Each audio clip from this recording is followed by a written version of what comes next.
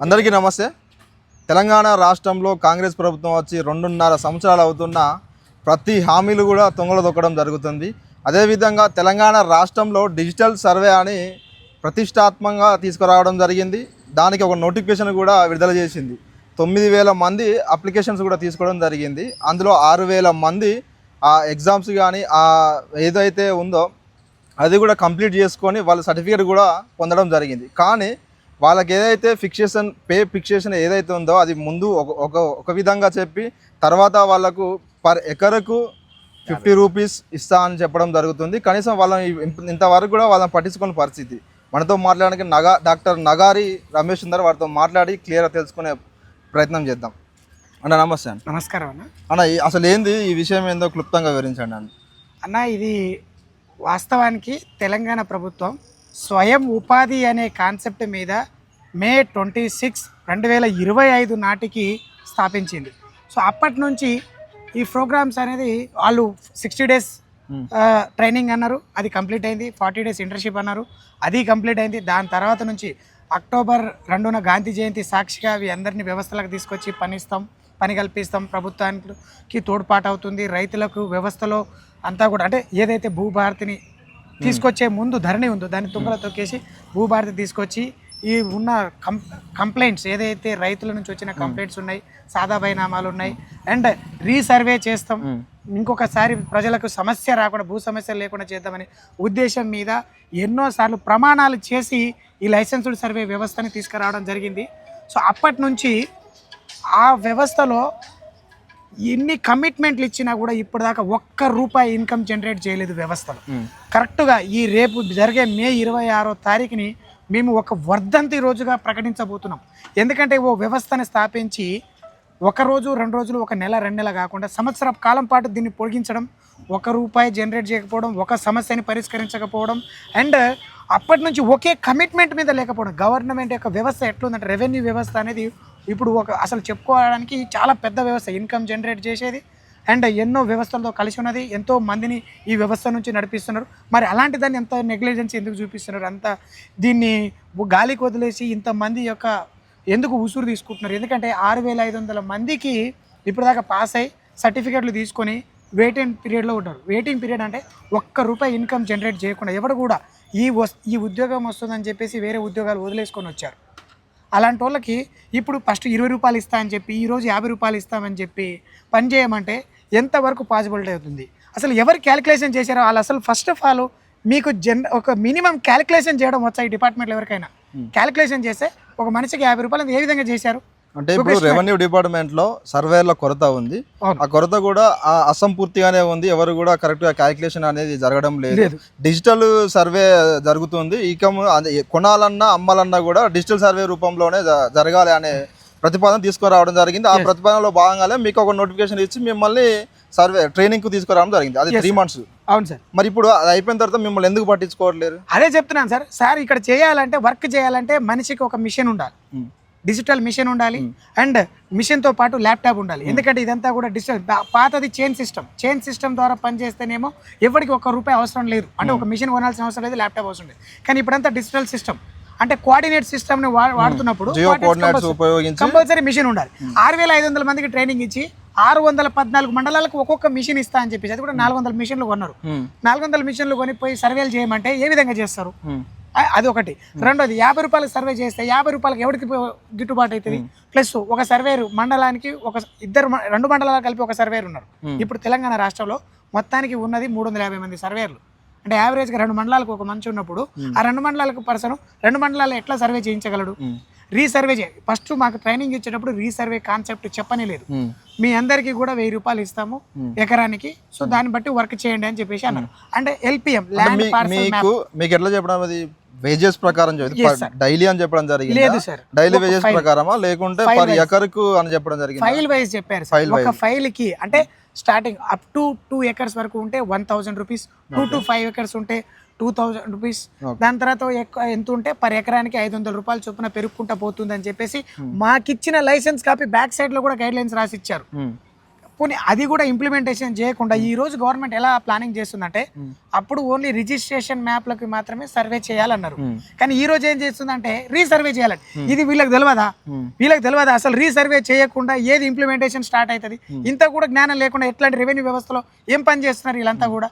మేము పోయి అడిగినాం, ఫస్ట్లో కూడా ఎంతో మంది అనుభవజ్ఞులు చెప్పారు, మేము కూడా చెప్పినాం చాలా సందర్భాలలో. రీసర్వే చేయకుండా నువ్వు ఎక్కడ మ్యాప్లు ఇస్తా అట్లా కూడా రాత్రికి రాత్రే ఎవరికి పడితే వాడు ఇష్టం వచ్చినట్టు రికార్డులు పెట్టించుకుంటారు. దానికి వీళ్ళు ఏం సమాధానం చెప్తారు? ఇప్పటికీ 9 లక్షల కంప్లైంట్ ఉంటే ఒకదాన్ని సరి చేయలేదు, ఒక కంప్లైంట్ క్లియర్ చేయలేదు, ఒక సాదాపైనామా క్లియర్ చేయలేదు, అండ్ రీసర్వే చేయలేదు. పక్క రాష్ట్రంలో ఇప్పటిదాకా రీసర్వే జరిగిపోయింది. అప్పటి నుంచి చెప్తున్నారు పోయిన గవర్నమెంట్ చేయలేదు, ఈ గవర్నమెంట్ చేయలేదు. వీళ్ళు ఇదే చెప్తే ఉంటే జీతంలో ఇది ఇప్పటికీ చేయలేరు, వీళ్ళు సక్సెస్ చేయలేరు. ఈ రెవెన్యూ వ్యవస్థ అవగాహన లేని వాళ్ళు ఉన్నారు అంతా దీంట్లో. ఏ మాత్రం కూడా అందరూ కూడా ఎవరికి వాళ్ళు సొంత రాజకీయాలు, సొంత ప్రయోజనాలకు, సొంత బిజినెస్లు పెట్టుకొని పనిచేస్తారు, కానీ 6500 కుటుంబాలను పట్టించుకోవట్లేదు. దీని గురించి ఉధృతం చేయడం కోసమే ఈ వ్యవస్థని సరిగా గాడిలో పెట్టించడానికే మేము మే 26వ తారీఖు నాడు ధర్నా చౌక్ దగ్గర 6500 మంది లైసెన్స్డ్ సర్వేలందరినీ ఇక్కడ పిలుపునిచ్చినాం. ఈ పిలుపు ప్రకారం ప్రతి ఒక్కరు ఇక్కడికి వస్తారు. వీళ్ళందరికీ కూడా సమాధానం చెప్పాల్సిన అవసరం ఉంది. వీళ్ళందరికీ ఏ విధంగా న్యాయం చేస్తారనే దాని గురించి కూడా ప్రభుత్వాన్ని గట్టిగా నిలదీస్తామని చెప్పేసి కూడా ఇక్కడ చెప్తున్నాం.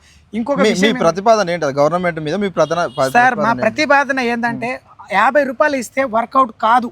అప్పుడు మనం పోయి రోజువారీ ఖర్చులకు తిరగడానికి, రావడానికి, పోవడానికి, పెట్రోల్కి. ఈరోజు పెట్రోల్ రేట్స్ ఏమున్నాయి? ఈరోజు ఎక్కడ ఒక మండలం నుంచి అంటే నేను ఒక మండలం పర్సన్ అయితే నా మండలం వర్క్ చేయకూడదు, పక్క మండలం పోయి వర్క్ చేయాలి.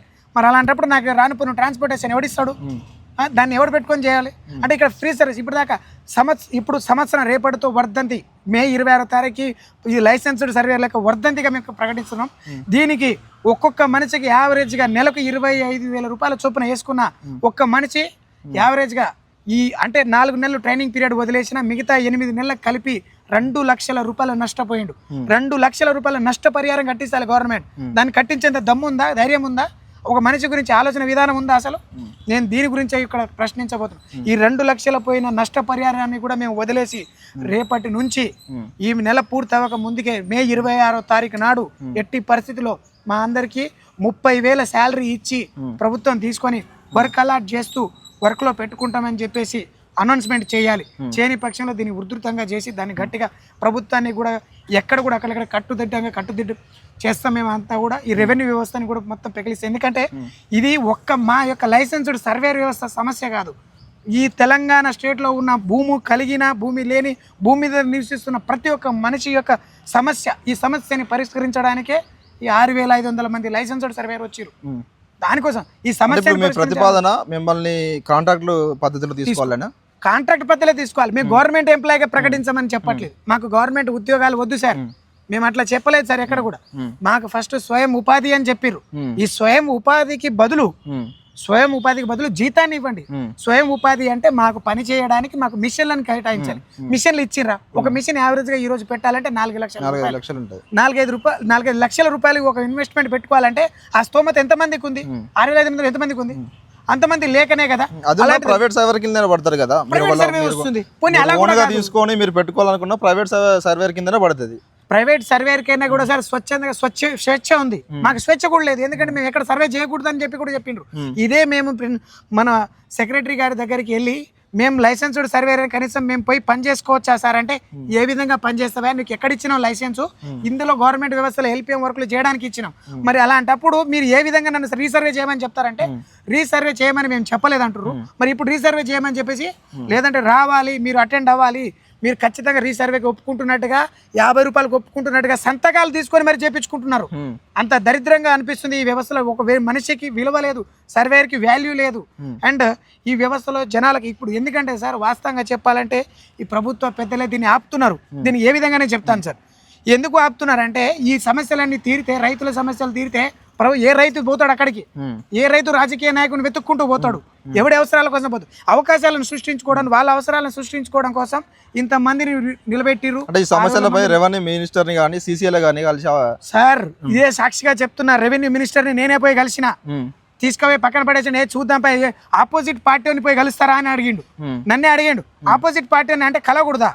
ఎన్ని రోజులు మేము ఆయన దగ్గరికి వెళ్ళింది అక్టోబర్ 2వ తారీఖున. ఆయన దగ్గరికి వెళ్ళి కలిసినాం. మేము మళ్ళీ అక్టోబర్ అంటే సారీ అక్టోబర్ 2వ తారీఖున మేము హరీష్ రావు గారిని కలిసినాం. హరీష్ రావు గారిని పోయి కలుస్తారా మీరు, ఆయన మీకు ఉద్యోగం ఇస్తాడా, ఆయన మీకు చేసేది. అలాంటప్పుడు మీరు ఆయనతో చేయించుకోండి, పగబట్టుకొని ఇప్పుడు దాకా చేయలేదు. ఆయనకు పోయిన 7 రోజుల తర్వాత సార్ దగ్గరికి వెళ్ళినాం, మినిస్టర్ గారి దగ్గరికి వెళ్తే ఆ విషయం చెప్పిండు. కానీ మేము మే నుంచి ఇప్పటిదాకా వెయిటింగ్ చేస్తున్నాం, మరి దాని గురించి ఏ విషయం చెప్పలేదు, ఆ విషయం గురించి మాట్లాడలేదు. ఒకటి. రెండోది, అదే మేము లోకేష్ మినిస్టర్ ఇప్పుడు దీనికి ఎవరైతే సిసిఎల్ఏ సెక్రటరీ గారు ఎవరు ఉన్నారో అతని దగ్గరికి వెళ్తే నేను దగ్గరికి వెళ్ళి అప్లికేషన్ ఇస్తే తీసుకుపోయి చెత్త కుప్పలో పడేసేయి అన్నాడు. ఒక హోదాలో ఉండే మనిషి ఈ విధంగా మాట్లాడతారు, చెత్త కుప్పలో పడేసేయండి అంటే చెత్త కుప్పలో పెట్టుకోవడానికైనా పడేసేయడానికైనా మాకు ట్రైనింగ్ ఇచ్చింది, ఇంతమందిని ఎందుకు తీసుకొచ్చారు, మీ వ్యవస్థలు అప్పుడు ఏ మాత్రం కూడా లెక్కలేదా, మీకు ఏ విధంగా కూడా కొంచెం కూడా ఇంకిత జ్ఞానంతో మీ అందరిని తీసుకొచ్చినాం, ఇంత వ్యవస్థను పెట్టినాం, ఇంత మనిషిని లైన్లోకి తీసుకొచ్చినాం, ఇంతమందిని ట్రైనింగ్ ఇచ్చినాం, ఈ అవసరానికి ఈ రైతులకు ఇంత న్యాయం చేద్దామని అనుకుంటున్నామని ఆలోచన విధానం లేదా? అలాంటి మనిషి మీరు మినిస్టర్ దగ్గర వెళ్తే ఏది తీసుకొని ఏది పడితే అది చేతిలో ఏది కనపడితే దాంతో కొడతాడు అని చెప్పేసి మాట అంటాడా? ఆ మాట అనొచ్చా? అతను ఒక హోదాలో ఉండే మనిషి మీకు మినిస్టర్ దగ్గరికి వెళ్తే కొడతాడు మిమ్మల్ని, మీరు వెళ్తే అడిగితే ఆ మాట అనొచ్చా? గవర్నమెంట్లో దానికోసమైనా ఉన్నది, వీళ్ళంతా దేనికోసం ఉన్నారు? ఇదే మాట మీద మళ్ళా నా మీద క్రిమినల్ కేసులు వేసి నేను ఇరికించాను అని చెప్పేసి ప్లాన్ చేస్తుంది గవర్నమెంట్. నన్ను ఇరికిస్తే నేను వదిలేస్తానా ఏమన్నా అంటే ఈ కేసులు వేసి భయపెట్టి అందరినీ కూడా వ్యవస్థని బయటికి తీసేస్తారా? ఇదంతా కూడా మేము అందరం కూడా కలిసి ప్రభుత్వాన్ని ఇప్పటిదాకా విన్నవించుకున్నాం. ఇప్పుడు విన్నపాలు లేవు. విన్నపాలు ఈ లాస్ట్ మే 26 ఆ రోజు కల్లా మీరు నిర్ణయించకపోతే మా నిర్ణయాన్ని కూడా మీకు గట్టిగా తెలియజేస్తాం, తెలుపుతాం, చూపిస్తామని కూడా చెప్తున్నాం. ఎందుకంటే ప్రతి ఒక్కరు యువత ప్రతి ఒక్కరు దీని గురించి ఆలోచించాలి. ఎందుకంటే కనీసం మేము గవర్నమెంట్ ఉద్యోగాలు ఇచ్చి అన్ని ఇవ్వమని అనట్లేదు, మేము ఉద్యోగ భద్రత ఇవ్వండి. ఫీల్డ్ మీద పనిచేసే వాళ్ళకి భద్రత కావాలి. వాళ్ళకి ఎక్కడైనా ఏమైనా జరిగితే, రేపు యాక్సిడెంట్ అయి చనిపోయినా, లేదంటే పాము కాటుకు గురైనా, ఫీల్డ్ మీద ఏదైనా జరిగినా వాళ్ళ ఫ్యామిలీకి ఒక సేఫ్టీ ఉండాలి. అది ఒకటి. ప్లస్ మాకు ఒక జీతాన్ని, మాకు ఒక గౌరవ వేతనం ఇస్తే దాన్ని బట్టి పని చేసుకోవచ్చు. రెండోది, మీకు ఇక్కడికి చెప్తున్నా, గౌరవ వేతనం ఇచ్చినా ఇది ఇచ్చినా కూడా పని చేయాలంటే మిషన్లు కావాలి. గవర్నమెంట్ దాన్ని కొనిచ్చి ఇవ్వాలి. లేదా రెవెన్యూ వ్యవస్థలో యావరేజ్గా మండలానికి 8 నుంచి 10 మంది వస్తారు. 10 మందితోటి వేరే ఏ వర్క్లైనా చేయించుకోండి. మేము ఈ ఒక్క వర్కే చేస్తామని చెప్పలేదు. అందరూ ఎడ్యుకేటెడ్, ఫిజికల్లీ హ్యాండిక్యాప్టెడ్ రిపోర్ట్ తీసుకొని మరి తీసుకున్నారు. అంటే వీళ్ళందరూ ఫిట్నెస్ పర్సన్స్ అని చెప్పి మరి తీసుకున్నారు. వ్యవస్థ గురించి చెప్తే ఒక్కొక్కటి జరిగిన దానికి చెప్తే సిగ్గుతో తలదించుకునే పరిస్థితి ఈ రోజు ఏర్పడింది ప్రభుత్వానికి. మాట్లాడడానికి ఎవరికి కూడా దమ్ము ధైర్యం లేదు, హక్కు లేదు కూడా. ఈరోజు అంత వ్యవస్థ దరిద్రంగా నడిచింది. ఇప్పటికీ చెప్తున్నా, ఎవరైనా వస్తారా చెప్పండి, చర్చలకు నేను సిద్ధం. ఎవరైనా చర్చలకు వస్తారంటే చెప్పండి, మీరు చేసిన తప్పులను అన్నీ కూడా నిరూపించి ఆధారాలతో సహా నిరూపిస్తాను. నేను ఎక్కడెక్కడ చేసాను, మీ వ్యవస్థ ఎట్లా నడిపించాలో కూడా చెప్తాం. మేము సలహా ఇస్తాం, మేము కూడా ఎక్స్పీరియన్స్లో ఉన్నాం. కానీ ఈ వ్యవస్థను ఇంత పట్టించుకోకుండా ఇంతమంది 6500 కుటుంబాల జీవితాన్ని నాశనం చేసిన వ్యవస్థగా ఇప్పుడు నిలబడిపోతుంది. ఇది ఇప్పుడు ఈ మంత్ 26 ఉందా మీ ధర్నా? ఇదే ధర్నా చౌక్లో మే 26న లైసెన్సెస్ అడిగారు. ప్రతి ఒక్కరు కదిలి రావాలి. ఇది ఒక్కరోజు వ్యవస్థ కాదు, ఒక్కరోజు కోసం కాదు. ముందుండే 30 ఏళ్ల జీవిత చరిత్ర, 30 ఏళ్ళు ఇది మనం దీంట్లోకి వస్తే 30 ఏళ్ళు బతకగలుగుతాం. లేదంటే వాళ్ళు చెప్పినట్టు చేస్తే కమిషన్ బేసిస్ లో 50 రూపాయలకు 60 రూపాయలకు చేస్తే నచ్చినప్పుడు ఉంచుతాడు, నచ్చినప్పుడు తీసేస్తాడు. అన్నప్పుడు ఎవడెళ్ళి ఎక్కడ ఉద్యోగాలు వెతుక్కుంటాడు, ఎవడెళ్ళి ఎవరి దగ్గర పోయి చూసుకుంటాడు? ఇవన్నీ ఎవడు ఆలోచించాలి? ఈ ఒక మనిషి ఒక వ్యవస్థని స్థాపించినప్పుడే దీనికంటూ ఒక ప్లానింగ్, ఒక ప్రిపరేషన్ ఉండాలి.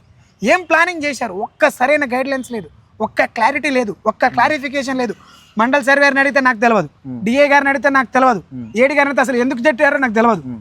మరి జేడి గారిని తెలిసి వ్యవస్థ ఏది చెప్తే అది చేస్తాం. మరి వ్యవస్థలో ఎవరు చేయాలంటే ఇద్దరు, ఒకటి పొంగులేటి గారు చేయాలి, లేదంటే రేవంత్ రెడ్డి గారు చేయాలి. వీళ్ళిద్దరే చేయాలంటారు. ఇంత వ్యవస్థలో ఉన్న వాళ్ళందరూ ఎందుకు వచ్చి కూర్చున్నారంతా? నెల జీతాలు తీసుకోవడానికి మీకు అందరికీ ఒక రోజు 2 రోజులు జీతం లేట్ వస్తేనే మీరు ఇంతగా ఆలోచించి పనులు చేసుకోవడానికి వెళ్ళరు. సంవత్సరం నుంచి జీతం లేదు సార్, ఇక్కడ సంవత్సరం నుంచి రూపాయి ఇన్కమ్ లేదు. ఎన్ని కుటుంబాలు నాశనం అయినాయి మీకు తెలుసా? దీని గురించి ఆలోచించరా? మీలో ఒక్క కుటుంబ వ్యవస్థలో ఇందులో ఉన్నోళ్ళు ఉంటే మీరు ఆలోచించగలరు. ఒక్కడు మీ వాడు లేడు. అందరూ పేద రైతులు, పేద కుటుంబాల నుంచి వచ్చిన వాళ్ళు. పేదోళ్ళ గురించి ఇంత నిర్దాక్షిణంగా ఇంత డిలే చేస్తే వాడి యొక్క ఆక్రోశం మీరు చూడబోతారు. ఒక్కొక్కరిని కూడా వదిలిపెట్టాం. ఈ వ్యవస్థలో ఎవరినైతే అంత తీసుకొచ్చారో ప్రతి ఒక్కరిని కూడా ఇదంతా నిలదీసుకుంటూ పోతాం. ఈ వ్యవస్థని కదిలించుకుంటూ పోతాం. ఎందుకంటే ఇంత మంచి వ్యవస్థని ఇంత సర్వనాశనం చేశారు. ఏ ఒక్క రైతు వ్యవస్థని దీంట్లో బాగు చేయలేదు. ఒక్కరు బాగుపడ్డట్టు లేదు. ఒక్క కంప్లైంట్ క్లియర్ కాలేదు. కనీసం ఇప్పటిదాకా చెప్పినటువంటి భూభారతి చట్టం కూడా క్లియర్గా రాలేదు. ఇప్పటిదాకా ఏం చెప్తున్నారంటే భూభారతి చట్టంలో కూడా ఇంకా నడుస్తుంది. దాని పేరు చెప్పుకొని మమ్మల్ని ఆపుతారు. ఎంతవరకు అంటే ఎన్ని రోజులు పడుతుంది? ఒక వ్యవస్థ ఇంత పెద్ద గవర్నమెంట్కి ఒక చిన్న ఇప్పుడు ధరణిలో మోసాలు జరిగినాయి అని చెప్పడం జరిగింది. ఎస్ సార్, ప్రతిష్టాత్మకంగా భూభారతి తీసుకొస్తాం, ఎలాంటి లోపాలు కూడా ఇందులో జరగవని చెప్పింది. ఎస్ ఇంతవరకు అది లేదు, గతి లేదు.